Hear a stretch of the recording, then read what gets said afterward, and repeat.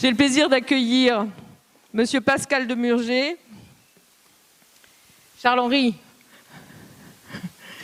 Alors, Monsieur Pascal Demurger, on va vous encadrer. Merci infiniment de nous avoir véritablement accordé votre temps précieux. Ravi d'être là. Merci infiniment. Bon, j'ai pas le public que je souhaitais. J'ai pas les 60 000 followers que vous avez depuis hier soir. J'en suis navrée. Je pensais avoir une salle comble. Malheureusement, elle a été divisée par 2. Mais j'avais informé que j'en avais quand même 205 d'inscrits. Mais comme vous serez filmé, tout le monde pourra bénéficier de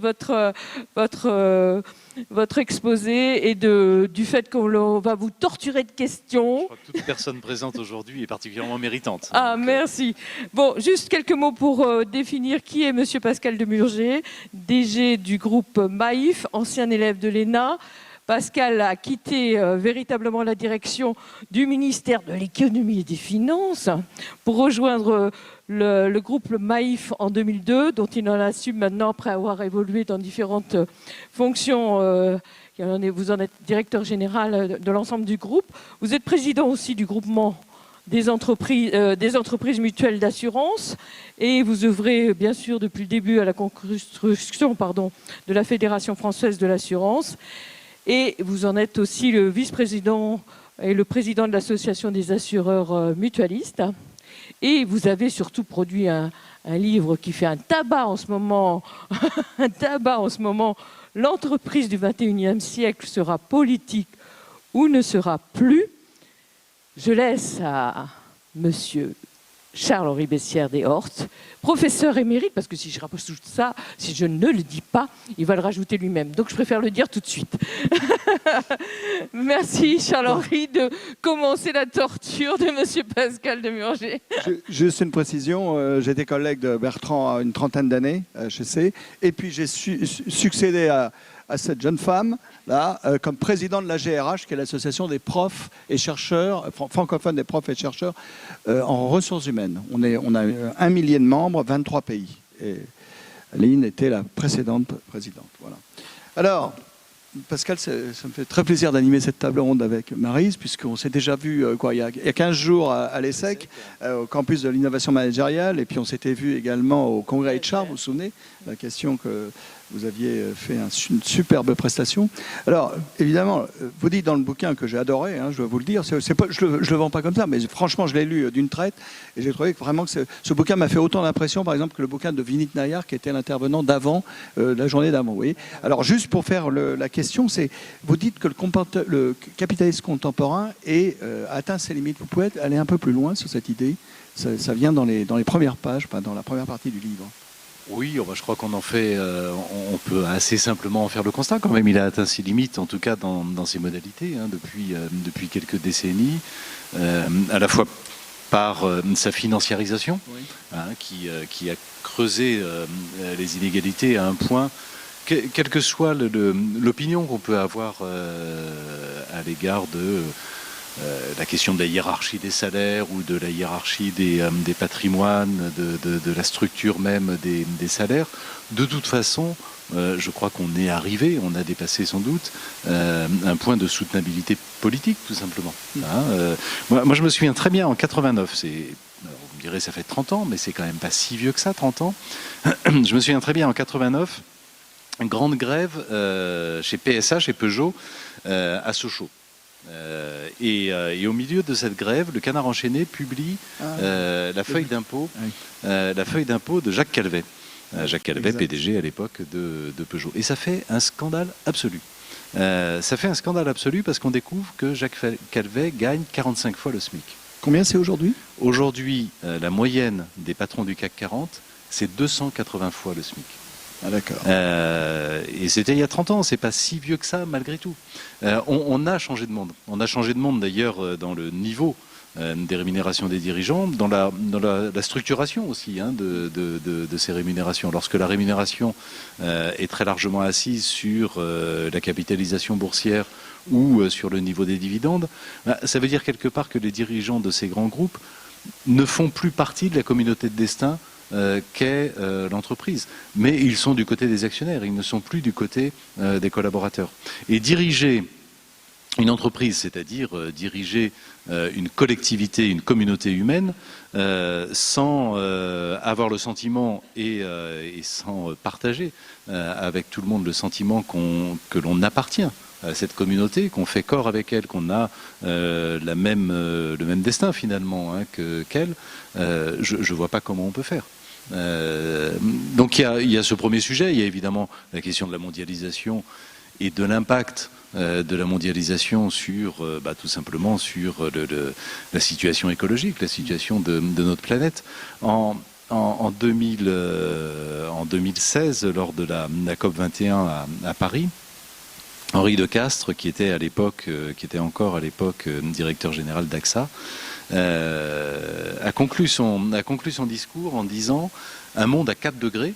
Et 4 degrés, c'est quand même une des perspectives tout à fait envisageable pour 2100. Enfin, je parle sous votre contrôle, mais on est loin d'être garanti que l'on sera à moins de 4 degrés de plus par rapport à la température de l'ère pré-industrielle. Et il disait un monde à 4 degrés est un monde inassurable. C'est le DG du premier assureur mondial qui dit ça. Et évidemment, les assureurs et les réassureurs sont particulièrement bien outillés pour mesurer les conséquences de la dégradation du climat, du réchauffement climatique et les conséquences en chaîne que ça peut produire. Il y a des modélisations qui sont extrêmement précises. Juste pour donner une mesure parmi plein d'autres de la gravité et de l'urgence du sujet. Donc oui, je crois qu'on peut dire que dans les dernières décennies, il y a quand même une dérive dans les modalités de fonctionnement du capitalisme, de l'entreprise, peu importe, qui nous conduit à des conséquences, avec en réalité une conception très largement partagée, jusqu'à présent en tout cas, de l'entreprise, qui est issue de la pensée notamment de Milton Friedman, conception qui fait que l'entreprise est en elle-même sa propre finalité. L'entreprise n'a pas d'autre objet, d'autre objectif, d'autre finalité que sa propre croissance, sa propre rentabilité, sa propre profitabilité.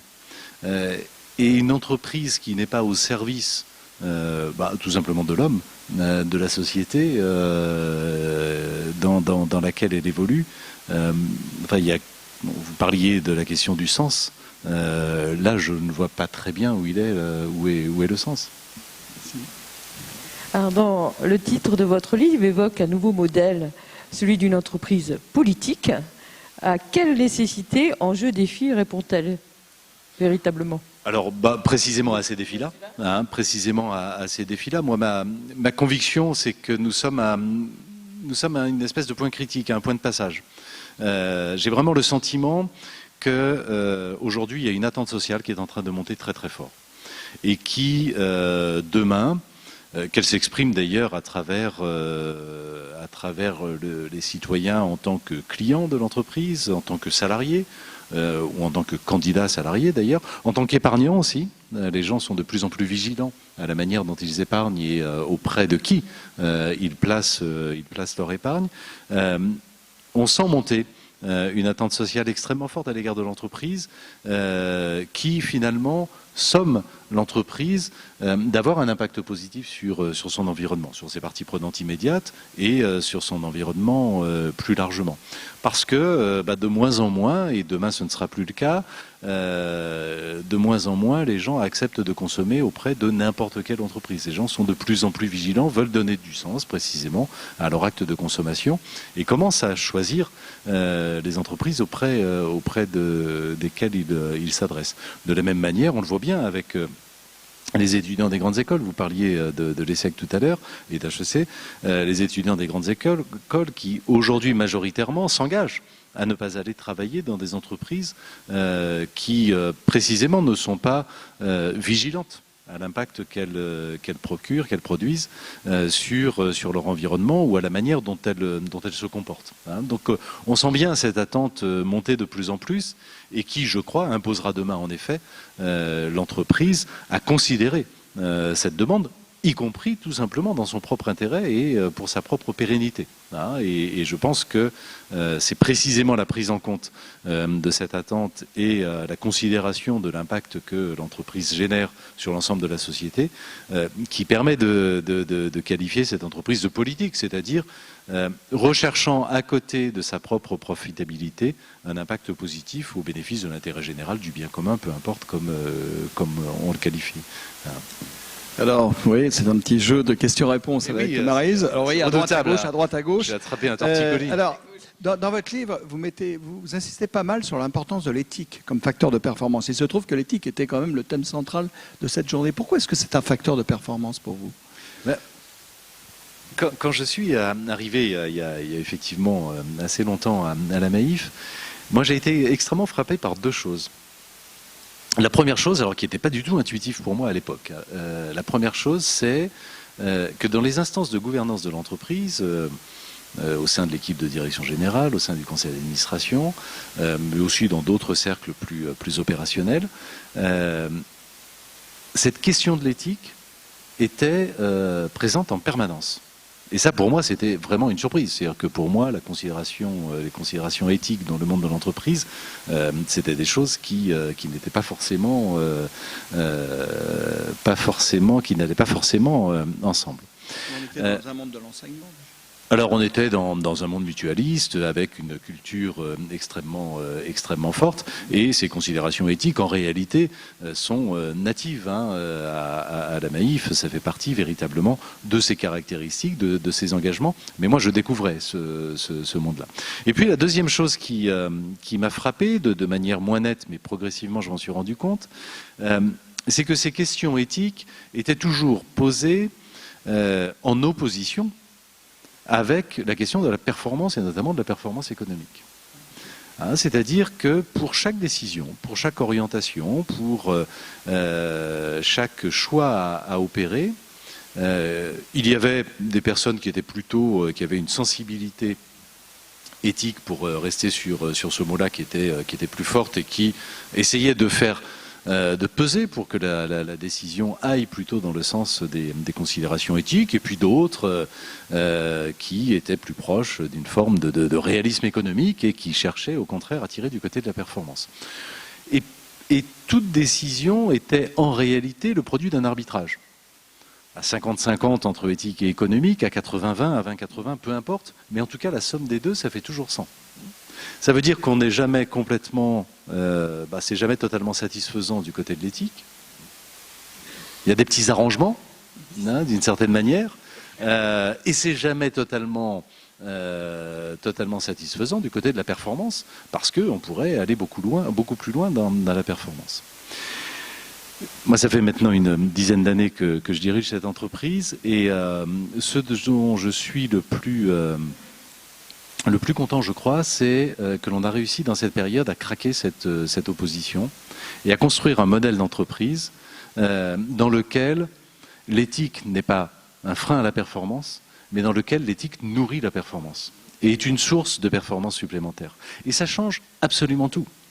Ça change absolument tout, parce qu'à partir du moment où ça ne freine pas la performance, vous pouvez aller extrêmement loin dans l'engagement, dans la recherche d'impact, quelle que soit sa nature. Et ça nourrit une performance qui est extrêmement puissante. Alors, on pourrait prendre énormément d'exemples, mais lorsque vous arrivez par la qualité du service à fidéliser un client, ça va du côté de la performance. Il faut investir pour ça. Et évidemment que la décision avec un horizon de court terme, elle n'est pas facile à prendre, parce qu'il va falloir lui consacrer plus de temps, parce qu'il va falloir peut-être consentir à donner un conseil en avant-vente qui soit un conseil un peu désintéressé et non pas faire de la vente forcée, etc., etc. Tout ça, ça demande un investissement, ça va à l'encontre des intérêts de court terme de l'entreprise, mais au final, si on allonge un petit peu la focale, on s'y retrouve. C'est de la performance durable. donc ceux de la performance durable. Et tout le sujet, en réalité, la question du long terme, le long terme est le point de réconciliation des intérêts divergents des parties prenantes de l'entreprise. Clairement. Hein, et il n'y a pas d'intérêt, il n'y a pas de divergence d'intérêts qui ne parviennent pas à se résoudre sur la durée. Alors même si vous avez répondu en partie à la question que je vais poser maintenant, à travers votre exemple, comment développez-vous l'esprit de service au sein de vos organisations? Et notamment dans la relation client, j'imagine. Exactement. Et même avec vos collaborateurs un petit peu. Alors on pourra aussi parler bien sûr du management avec grand plaisir. Ah bah, dans la relation client, nous on évolue dans un secteur, on peut se le dire, en plus on n'est pas très nombreux, dont la réputation en termes de relation client et de service client est quand même à parfaire, on va dire ça comme ça. Hein, quand on pense assureur, le terme de voleur n'arrive jamais très loin. Et de fait, c'est quoi le business model d'un assureur? Imaginons, ailleurs qu'en France, un assureur qui serait peu scrupuleux. Imaginons. Un assureur peu scrupuleux, qu'est-ce qu'il a intérêt à faire? D'abord, il a intérêt évidemment à vous vendre le plus de contrats possible. Et à vous vendre, y compris n'importe quoi. Et d'ailleurs, c'est d'autant plus intéressant de vous vendre un contrat inutile, parce qu'au moins il est sûr qu'il n'y aura pas de sinistre en face. Il n'y a pas de risque. Donc ça veut dire chiffre d'affaires égale marge. Hein, donc il ne faut pas se priver, c'est quand même un business model qui est extrêmement rentable.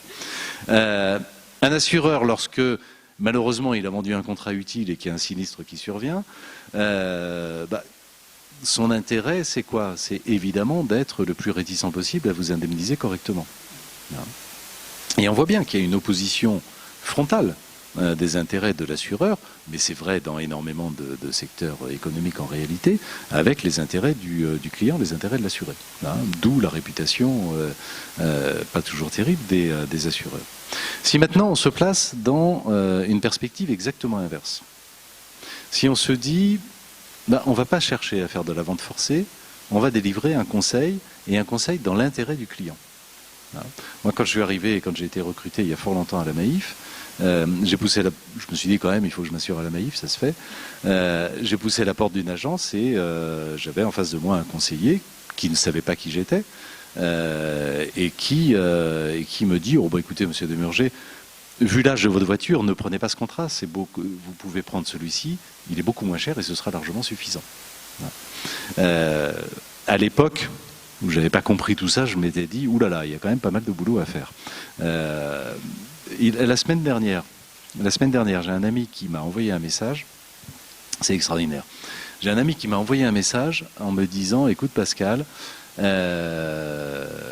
maman qui est très âgée, j'ai dû la placer dans un EHPAD. L'EHPAD a informé la Maïf que ma maman était placée chez eux. Et quelques jours après, j'ai reçu un coup de téléphone d'un conseiller de la Maïf qui m'a appelé en me disant « Monsieur, je sais que c'est vous qui vous occupez des affaires de votre maman. J'ai appris, est-ce que vous me le confirmez, qu'elle venait d'être placée dans un EHPAD ?» Oui, en effet. Je vous appelle parce qu'elle a tel contrat qui désormais, puisqu'elle est en EHPAD, ne sert plus à rien. Et donc, résiliez-le et on va vous rembourser. Ce qui est une démarche quand même pas complètement habituelle.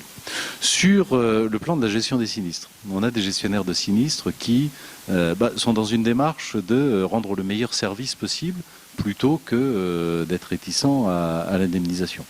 Par ailleurs, on parlera tout à l'heure peut-être du management. On a un management dans lequel on essaye de laisser le plus de marge de manœuvre possible à nos collaborateurs et notamment aux gestionnaires de sinistres.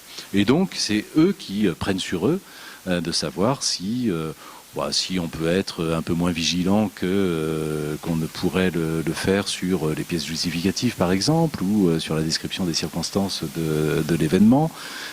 Si éventuellement même, pourquoi pas, on peut aller au-delà exceptionnellement des garanties strictement contractuelles. Si on peut imaginer des schémas de service en plus de l'indemnisation qui soit pertinent pour tout le monde, etc.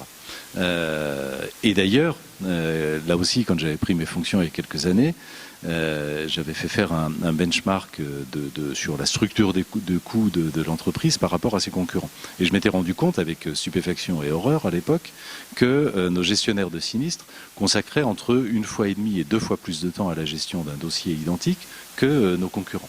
Évidemment, mon réflexe avait été de dire productivité, productivité, il faut absolument qu'on change tout ça.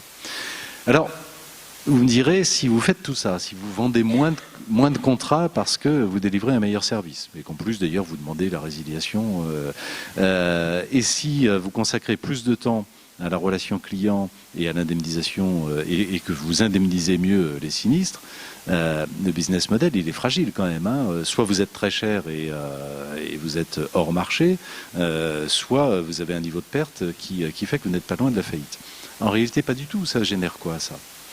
Ça génère un niveau de satisfaction qui n'a rien à voir avec celui du marché. Si on regarde par exemple le Net Promoter Score, qui est quand même oui, on est, alors non seulement on est premier, mais on est premier avec 10 points d'écart par rapport au second, 20 points par rapport au marché, et ça de manière extrêmement durable. Tous les prix de la relation client, on les remporte, etc. Ça en soi, ça fait plaisir, c'est bien, mais ça n'a toujours pas arrangé mon business model. En revanche, cette satisfaction, elle se traduit comment ? Elle se traduit par un niveau de fidélité qui est incomparable par rapport à celui du marché. Si on avait le même turnover que le turnover moyen du marché, le churn moyen du marché, pour garder notre niveau de développement actuel, il faudrait qu'on aille chercher 3, 4, 500 000 clients supplémentaires chaque année, ce qui est gigantesque. Ce qui veut dire qu'on dépenserait 100, 150, 200 millions d'euros de frais d'acquisition supplémentaires.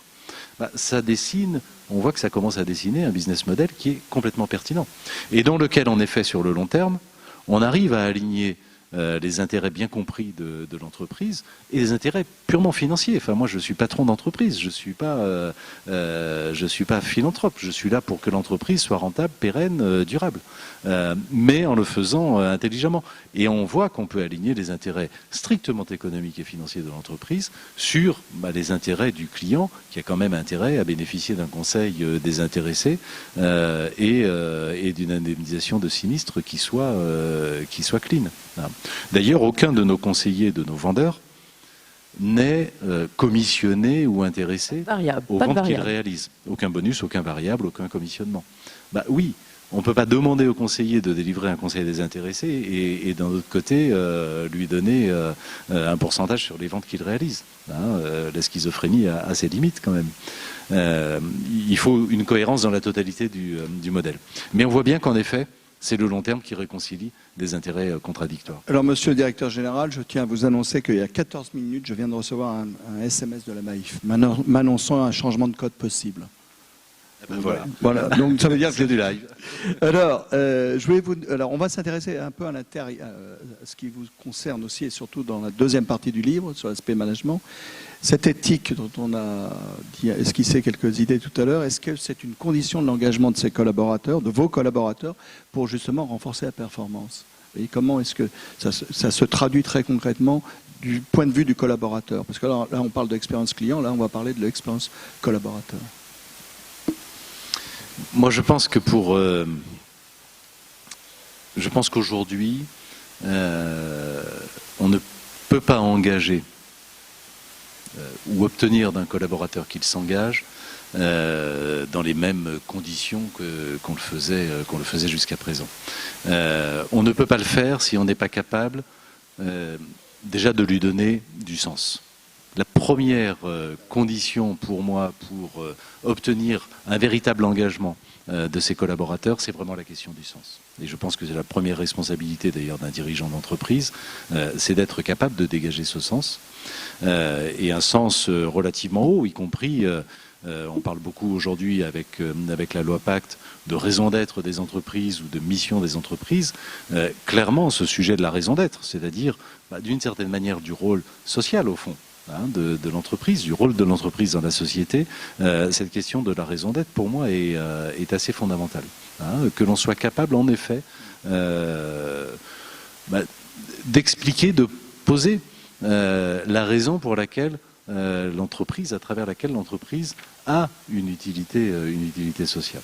Bien sûr, il faut ensuite redescendre un peu sur terre, j'allais dire, hein, et être capable, depuis ce sens, depuis cette raison d'être, de décliner une stratégie qui à la fois nourrit cette raison d'être et qui est nourrie par elle.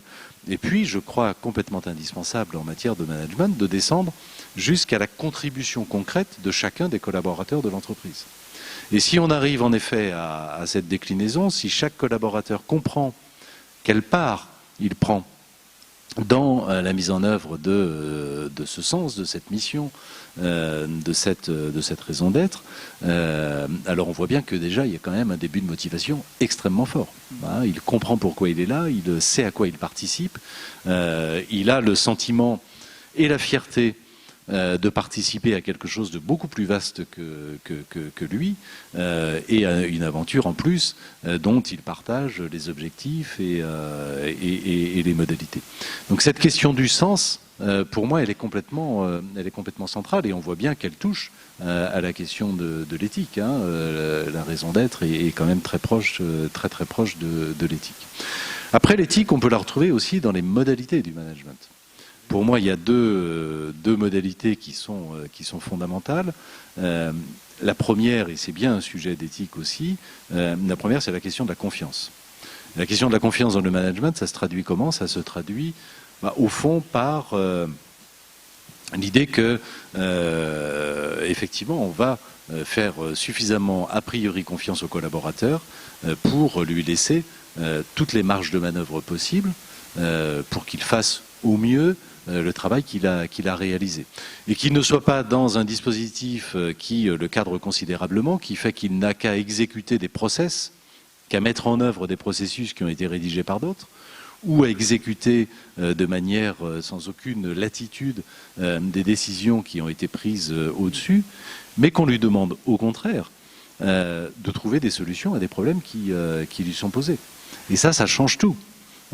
Si je suis simplement chargé d'exécuter un process, c'est clair que je ne vais pas investir beaucoup de mes facultés cognitives. Ça servira à rien et autant ne pas le faire si c'est inutile. Si en revanche, face à une situation, on m'explique que c'est moi qui suis dans la meilleure situation, dans la meilleure position pour trouver la meilleure réponse, parce que mon intelligence situationnelle fait que, effectivement, je suis le mieux placé pour résoudre ce problème, ça change tout en termes de mobilisation de ce qu'il y a de mieux en moi pour trouver une solution, et donc en termes de motivation. Et puis la troisième chose dans la modalité, c'est évidemment la manière dont on va articuler les relations au sein de l'entreprise. Et donc la nature, la couleur, j'allais presque dire, des relations que l'on veut nouer au sein de l'entreprise, que ce soit des relations managériales ou que ce soit des relations horizontales entre collègues. Et pour moi, clairement, les sujets d'attention portée à l'autre, les sujets de bienveillance, même si le terme est parfois un petit peu galvaudé, sont complètement essentiels. Et si on arrive à réunir les trois, à donner un sens qui donne à chacun l'envie de contribuer et la fierté de contribuer, avec un niveau de confiance qui valorise chacun et lui permet, et même l'oblige d'une certaine manière, à donner le meilleur de lui-même pour trouver les réponses les plus adaptées aux questions qui lui sont posées. Et si en plus on organise dans l'entreprise, on crée les conditions dans l'entreprise pour qu'il y ait une véritable culture de relations bienveillantes et attentives à l'autre, alors on crée un cadre de travail qui va générer deux choses en réalité. Qui d'une part va générer chez chacun des collaborateurs tout simplement un mieux-être, tout simplement un niveau d'épanouissement et dont je vous garantis qu'il évolue extrêmement rapidement. J'ai souhaité mettre en place cette évolution dans le management de la Maïf il y a 5 ans maintenant. En 2 ans, pour donner juste un chiffre, en 2 ans, on avait diminué l'absentéisme de 25%. Et ça dit des choses. Et je vous parle même pas des enquêtes, soit internes, soit externes, sur la manière dont chacun ressent, la manière dont il est épanoui, dont il s'épanouit dans son cadre de travail.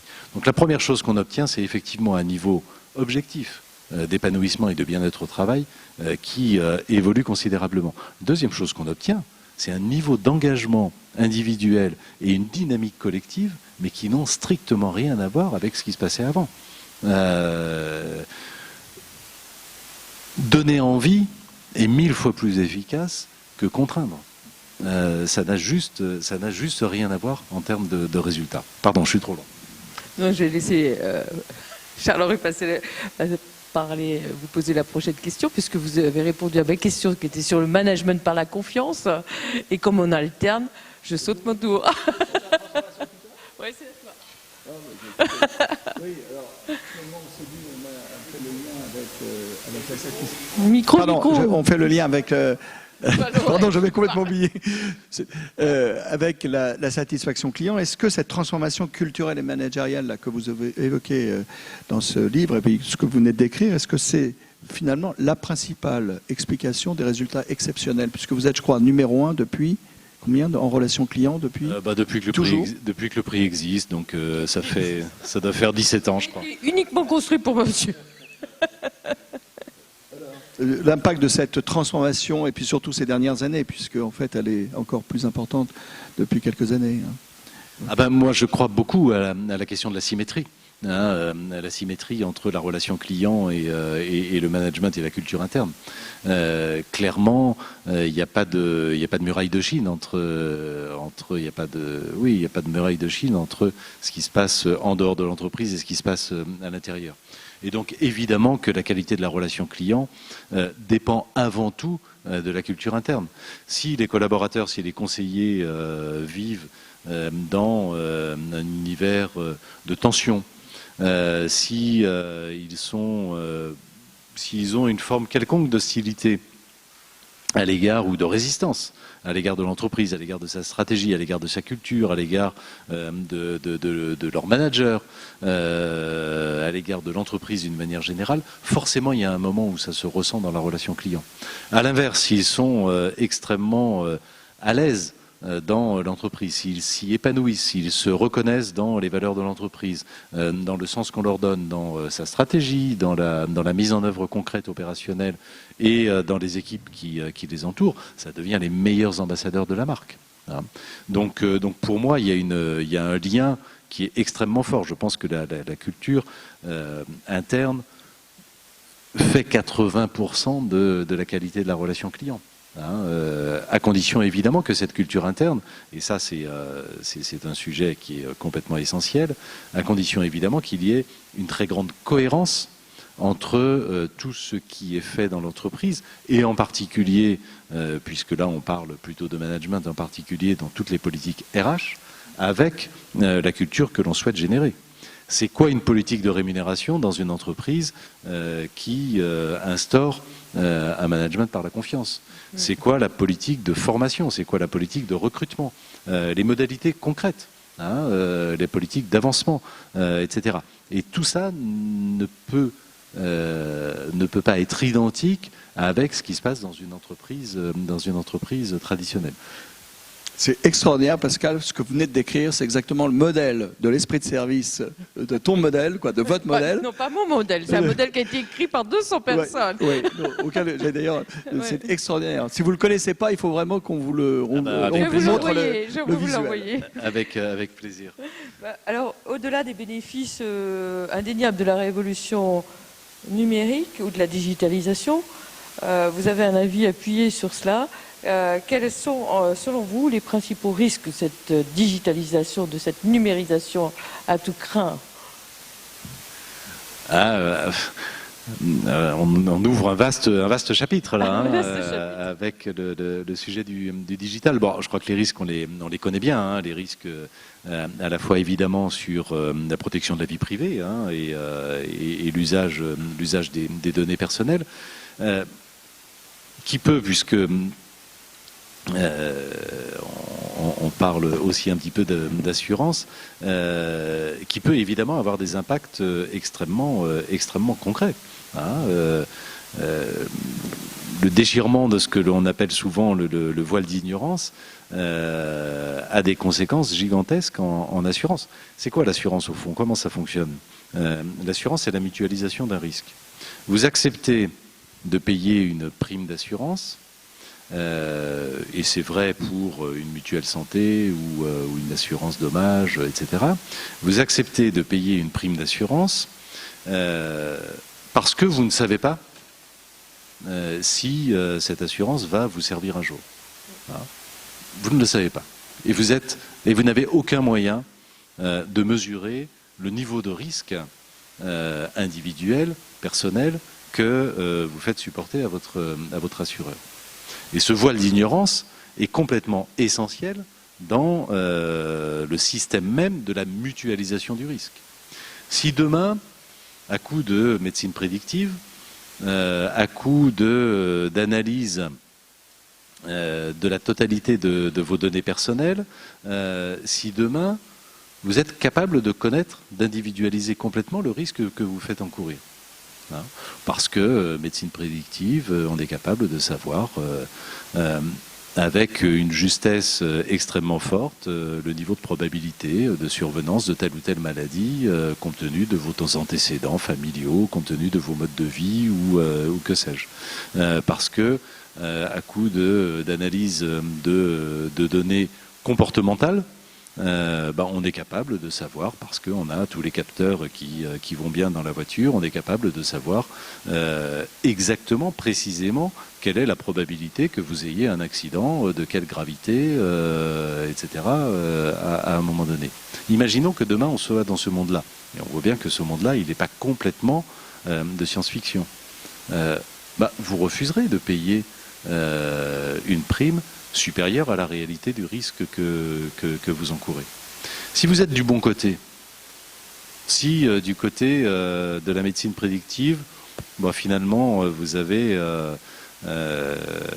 comment dirais-je, vous êtes relativement épargné de tout risque de survenance de maladie. Si du côté de votre comportement d'automobiliste, vous avez un comportement extrêmement prudent, vertueux, qui fait que la probabilité est faible, vous allez pouvoir négocier avec votre assureur une prime extrêmement faible. Si vous êtes du mauvais côté, et si vous êtes du mauvais côté, notamment pour des raisons sur lesquelles vous n'avez pas la main, parce qu'il y a des motifs comportementaux sur lesquels, à la rigueur, je peux jouer. Je peux arrêter de fumer, je peux conduire moins vite, etc. Mais il y a des choses sur lesquelles vous n'avez pas la main. S'il y a effectivement le déchirement de ce voile d'ignorance, il y a une chance non nulle que vous soyez exclu de tout système assurantiel. Hein, et que la solidarité qu'organise la mutualisation des risques, grâce à cette ignorance de la réalité du risque individuel, cette solidarité disparaisse complètement. Hein, et du côté des assureurs, on voit bien que les assureurs auront intérêt, en effet, en tarifant le plus bas possible les risques les meilleurs, à attirer vers eux les meilleurs risques et à rejeter les risques les plus importants. C'est juste une illustration sur une des conséquences concrètes possibles de l'utilisation des données personnelles. Après, sur les autres limites une autre limite que l'on vit d'ailleurs en tant que dirigeant d'entreprise, qui est la question de l'intelligence artificielle. Quand vous dirigez une entreprise, vous pouvez vous dire, dans l'absolu, l'intelligence artificielle, il y a évidemment un risque considérable de destruction massif d'emplois à très court terme. Et on connaît tous, on a tous vu des études en la matière qui sont quand même particulièrement troublantes, avec une vraie remise en cause de la vision schumpeterienne de l'économie, qui est, au fond, une vague d'innovation permet ensuite un rebond, et quand on a détruit des dizaines de millions d'emplois dans l'agriculture, on les a recréés dans l'industrie, puis quand on les a détruits dans l'industrie, on les a créés dans les services, et quand on va les détruire dans les services, la fin de la phrase est plus compliquée à articuler. Pour deux raisons. D'abord parce qu'on ne voit pas le coup d'après. On ne voit pas très bien ce qui pourrait succéder au service. Et puis la deuxième raison, c'est évidemment la brutalité des ruptures. Là où les révolutions économiques précédentes s'étaient déroulées, la première sur 150 ou 200 ans, la seconde sur 50 ou 100 ans, celle-là, la révolution digitale, c'est un sujet de quelques années en vérité, dans ses impacts. Donc on voit bien que la capacité d'un système économique, même s'il y avait, et il y a quand même quelques pistes, notamment du côté de la réhabilitation des métiers du care, du soin à la personne, qui eux sont difficilement remplaçables, numérisables. Malgré tout, la brutalité fait que les ajustements ne peuvent pas se faire. Alors juste, Quand vous dirigez, Charles-Henri qui... Allez-y. Quelque chose à rajouter. Juste que c'est assez vertigineux quand on dirige une entreprise. Se priver d'intelligence artificielle, c'est être condamné à coup sûr. Est-ce qu'on imagine une entreprise qui, dans les années 70 ou 80, se serait privée de l'informatisation? Elle serait plus là pour nous en parler. Et en même temps, déployer massivement des intelligences artificielles au sein de son entreprise, c'est évidemment nourrir, contribuer à ce mouvement de création vraisemblablement quand même, au moins dans une période d'adaptation, de chômage de masse tout simplement. Avec ce vrai, ce risque qui est totalement vertigineux quand on en parle, quand on y pense, pardon, c'est que demain la véritable inégalité, l'inégalité profonde au sein de nos sociétés, ne soit plus ou plus seulement une inégalité entre les riches et les pauvres, mais deviennent, et ça c'est infiniment plus profond, une inégalité entre les utiles et les inutiles.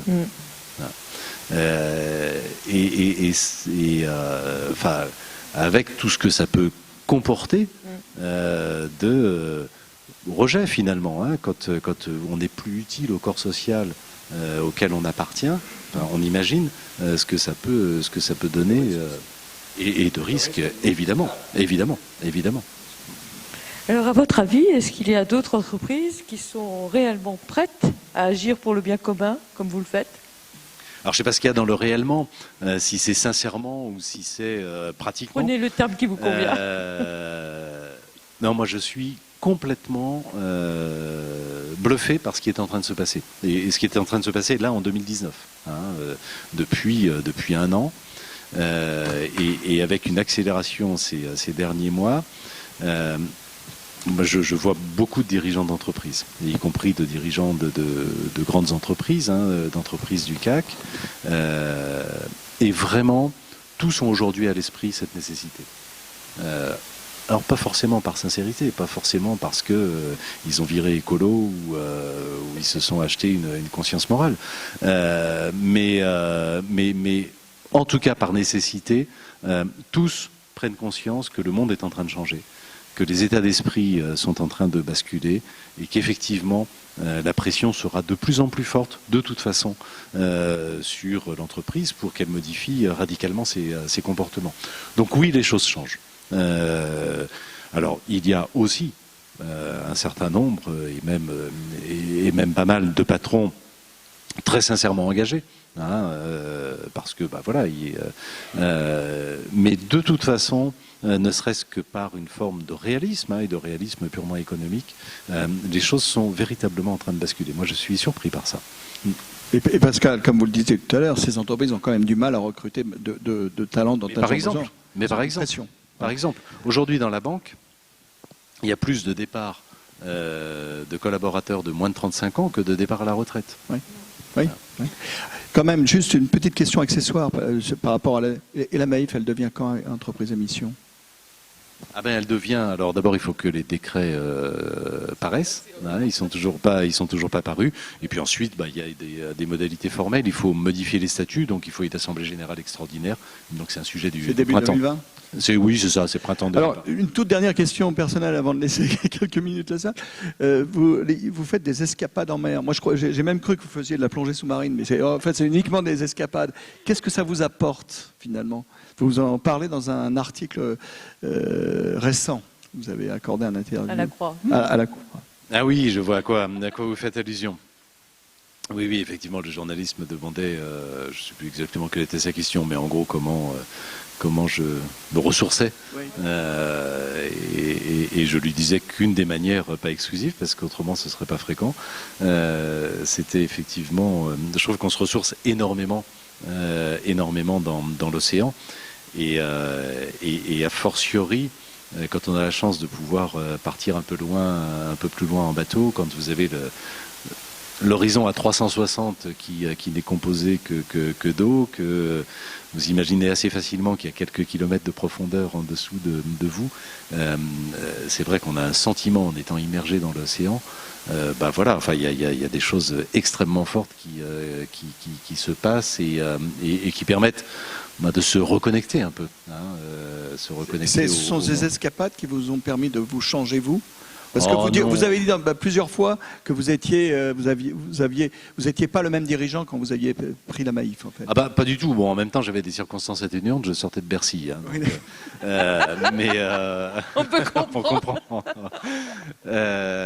Mais non, pas du tout. Bien sûr, j'étais un dirigeant extrêmement classique et très focalisé sur des KPI très quanti, sur des sujets de productivité, d'efficacité, de rentabilité, beaucoup plus que... Enfin oui, j'étais complètement focalisé là-dessus.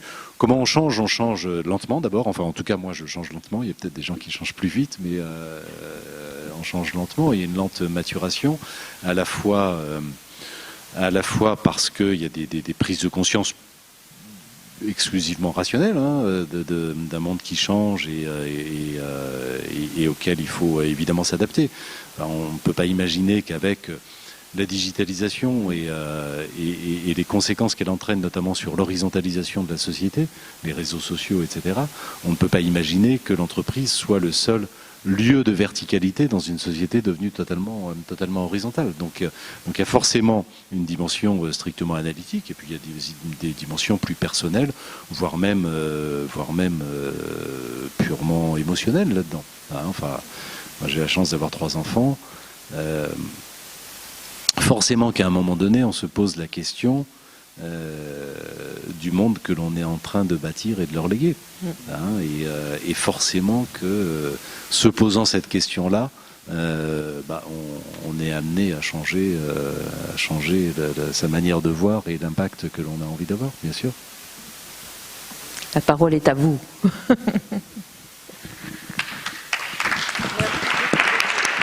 Merci. Merci pour votre exposé, pour ces paroles bien agréables à entendre dans ce monde de brut. Vous avez découvert la martingale humaniste dans l'entreprise. En plus, vous partagez vos secrets puisque vous sortez un livre qui explique tout.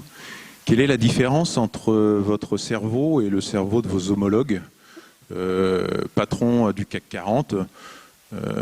Est-ce qu'on peut parler de paresse managériale, d'incompétence ou de malhonnêteté?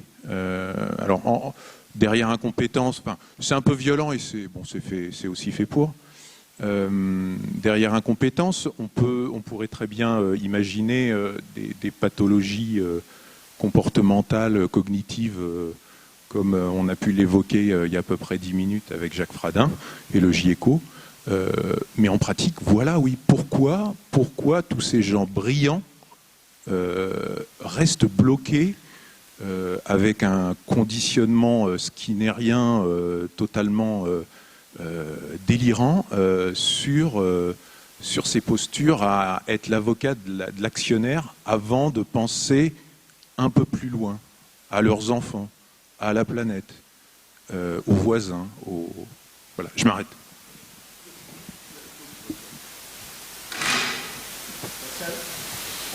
Alors, d'abord, j'ai scrupule à répondre pour les autres, mais Ouais, bien sûr. Mais il y a évidemment ce que vous décrivez, c'est-à-dire que la manière dont on est tous, et a fortiori les dirigeants, formatés par les parcours éducatifs, par tout simplement la vie que l'on mène, et en particulier quand on est dirigeant. On est complètement formaté. Sortir de son couloir de nage, c'est quelque chose qui est extrêmement compliqué. Alors parfois on a la chance de pouvoir le faire. Moi je trouve que c'est une chance en réalité. Ça ne dit rien. Et franchement, y compris des dirigeants qui sont très peu concernés par ces sujets, il peut y avoir, comme partout, des salopards, etc. Mais il y a aussi des gens très bien. Il y a des gens qui ont une conscience morale extrêmement élevée, qui ont une envie de bien faire qui est totalement sincère, etc. Donc, moi, je ne porterai pas de jugement de nature morale sur le niveau de conscience qu'un dirigeant peut avoir. Après, pour reprendre le début de votre question, quelle est la différence de fonctionnement des cerveaux des uns et des autres? Je vais vous raconter une anecdote qui m'est arrivée il y a 5 ans. Il y a 5 ans, c'était le moment précisément où on a basculé à la Maïf et où j'ai souhaité changer complètement le management interne. Et basculer d'un management qui était hyper traditionnel à un management par la confiance. Et j'avais organisé une convention de cadre, comme en général on en fait à peu près une par an. Donc les cadres à la Maïf, les managers à la Maïf, c'est à peu près 800 personnes. Et on s'était retrouvés à 800 personnes autour de ce thème-là. Et début de la convention qui a duré 2 jours, première étape de cette convention, je suis sur scène comme ça, on est 3 également.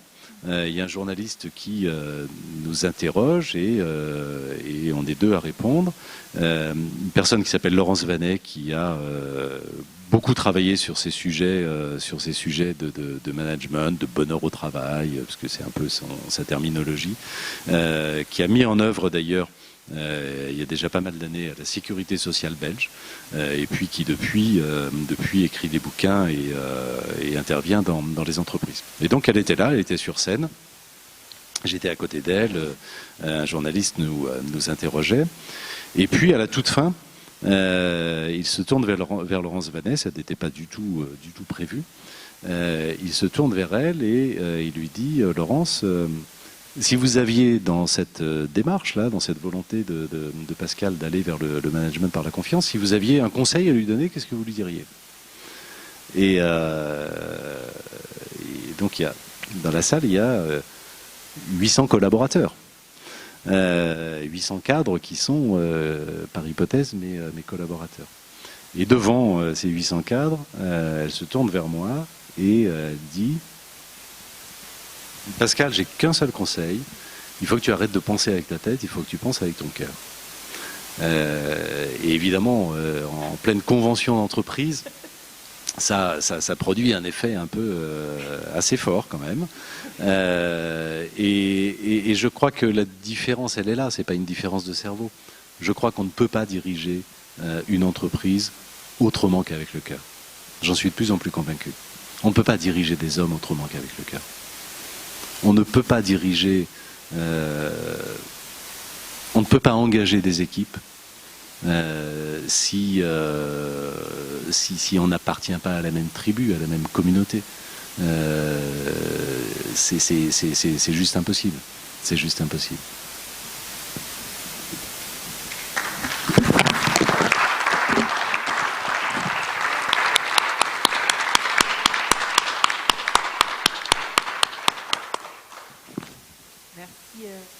Bah, je crois.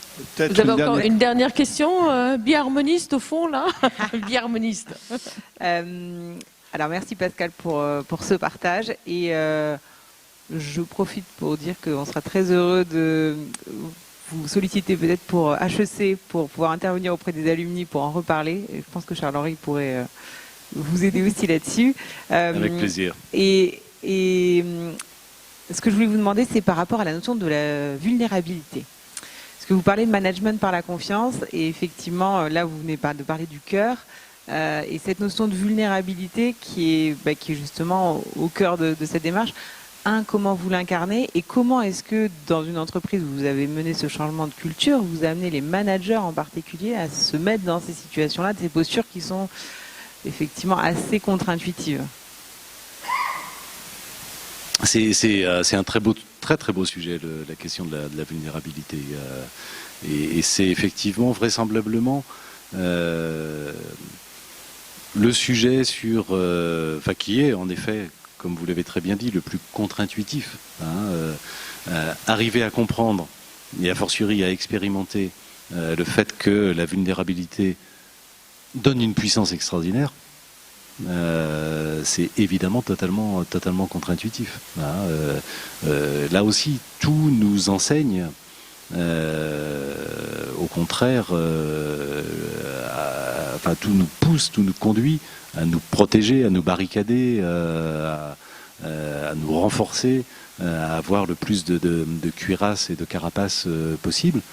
Et d'ailleurs, on le dit aussi à nos enfants, on essaye de les protéger par cette posture, d'être toujours soit fort, etc. Et pas forcément ce qui les rend forts. Et ce n'est pas forcément ce qui les rend forts. Et en effet, la découverte, parce que pour moi ça a été une découverte tardive, il n'y a pas si longtemps, et c'est une découverte qui est en cours, qui est loin d'être terminée, mais la découverte de la puissance de la vulnérabilité, c'est une surprise extraordinaire. Ça produit des choses qui sont complètement inouïes. Et l'acceptation de la vulnérabilité chez l'autre produit également une espèce d'énergie positive qui est complètement incroyable. Et il y a vraiment les deux efforts à faire, je crois. À la fois le fait d'assumer, et voire même pourquoi pas de temps en temps, sans excès, mais de temps en temps d'afficher sa propre vulnérabilité, et puis le fait d'accepter la vulnérabilité de l'autre, et ça s'appelle en entreprise le droit à l'erreur, ça s'appelle ce genre de choses, bien sûr. J'ai juste envie de réagir, mais en une phrase. Au niveau du cerveau, c'est le sentiment d'incertitude, le sentiment de fragilité qui mobilise l'intelligence. Et je crois que ça éclaire beaucoup de choses. Pourquoi est-ce que la modestie a tellement été valorisée par les intellectuels ou les artistes? Parce que entre l'intelligence et la vulnérabilité, en fait, l'intelligence n'est recrutée que quand on a ce sentiment de dépassement. Donc il faut le cultiver si on veut être intelligent collectivement. Merci. Or, tout le système éducatif français est complètement à l'inverse de ça. Et je pense qu'il faudrait... Pardon, mais... Non, mais moi, j'aime pas non plus les trucs blancs ou noirs. Voilà. Il y a ceux qui ont du cœur et ceux qui en ont pas. Il y a les salauds, bien sûr, mais je pense que c'est une minorité. Mais je pense que le système éducatif français est particulièrement dur vis-à-vis de la vulnérabilité. Quand vous êtes petit, il faut quand même toujours être le meilleur jusqu'à la fin de vos études, et ensuite vous terminez dans un COMEX aussi parce que vous avez été à un moment donné le meilleur, avec des qualités souvent très, je dirais, pas du tout dans le partage. Voilà, donc ça c'est, comment dirais-je, ce sont des choses qu'il faut qu'on travaille si on veut avoir de plus en plus aussi d'entreprises, je pense, éthiques.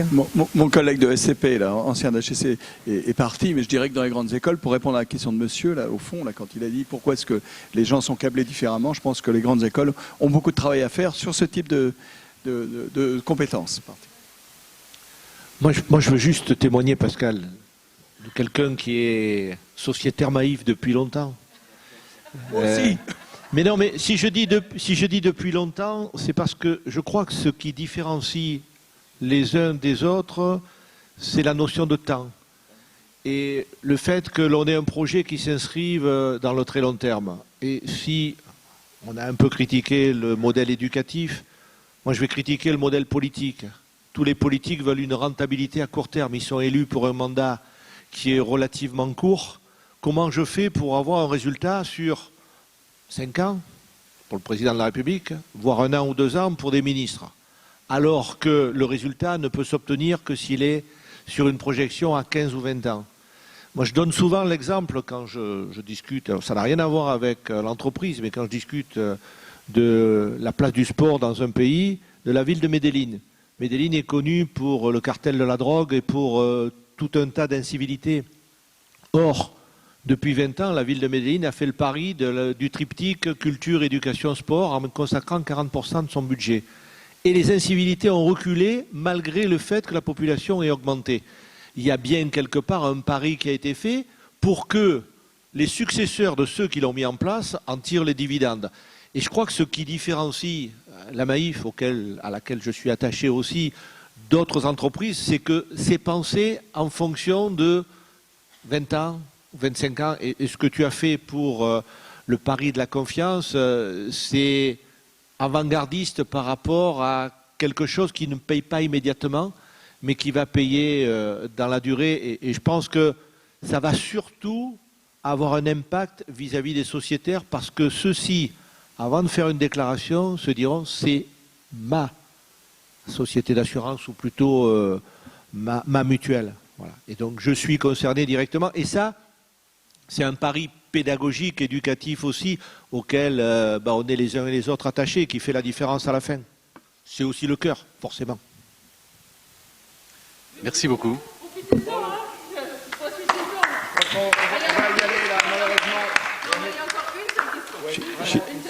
Alors, je ne sais pas si on m'entend. Oui, une question qui va bien aller avec la dernière intervention, c'est le sens du collectif. Comment développez-vous le sens du collectif dans votre entreprise et parmi vos sociétaires? Alors, au sein de l'entreprise, ça rejoint pour moi au moins 2 choses. D'abord, tout ce que j'ai dit sur la dimension culturelle, la dimension comportementale que j'ai déjà évoqué. Et puis, naturellement, il y a des choses extrêmement objectives à mettre en place. Et en particulier, les politiques RH doivent être totalement cohérentes avec cette préférence pour le collectif versus l'individuel. Politique de rémunération, c'est quoi l'éventail raisonnable de rémunération dans l'entreprise? C'est quoi la manière dont on reconnaît et dont on valorise les réussites et les résultats? Juste un exemple. Donc je disais, il n'y a pas du tout de bonus, de commission, etc. En revanche, il y a un accord d'intéressement. Il y a un accord d'intéressement qui, alors évidemment, par type de métier, a des critères différents. En gros, il y a 5 catégories de métiers dans l'entreprise, peu importe, avec des critères différents. Il a 2 caractéristiques, notre accord d'intéressement. La première caractéristique, c'est que les critères appartiennent à 4 familles. La première famille de critères, et je les cite dans l'ordre décroissant d'importance, de pondération dans l'accord. Première famille de critères, c'est la satisfaction de nos sociétaires, de nos clients. La deuxième famille, c'est l'épanouissement des collaborateurs, qu'on mesure à travers un certain nombre de choses. Troisième famille, c'est l'impact de notre activité sur notre environnement. Et quatrième, et seulement quatrième famille, c'est la performance de l'entreprise, mesurée par son développement, par sa rentabilité ou que sais-je. Avec évidemment dans cette construction sous-jacente la conviction que les 3 premières familles, de toute façon, contribuent à la quatrième. Et puis la deuxième caractéristique de cet accord d'intéressement, c'est qu'à l'intérieur de chacun des 4 ou 5 grands métiers de l'entreprise, en fonction du niveau d'atteinte des critères, il y a un montant d'intéressement qui est déclenché et qui est réparti de manière strictement égalitaire. Il n'est pas proportionnel au salaire il est réparti de manière strictement égalitaire, parce que moi je considère que la contribution de chacun à la réussite collective, elle est identique quel que soit le métier qu'on a et la fonction dans l'entreprise. Donc c'est aussi par des choses, je pourrais multiplier les exemples, peu importe, c'est aussi par la recherche permanente d'une vraie cohérence dans les systèmes et les politiques de l'entreprise que l'on obtient, que l'on influe sur les comportements, les réflexes, la culture, et en effet une préférence pour le collectif versus l'individuel.